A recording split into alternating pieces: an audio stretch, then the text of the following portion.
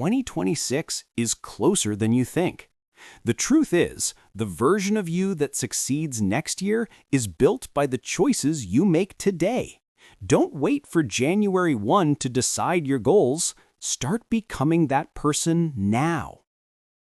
Every new year brings new dreams, but not everyone brings a new mindset. The difference between those who succeed and those who repeat the same year is simple: consistency. 2025 may not have gone the way you planned, but that doesn't mean you failed. It means you learned. It means you're stronger, wiser, and more ready for 2026 than ever before. Build new habits. Cut off distractions. Focus on one goal that truly matters and give it your full heart this time. The countdown to 2026 has already started. Don't just hope next year will be different, make it different.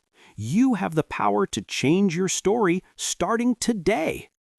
This is your reminder: small steps every day create the big wins of 2026.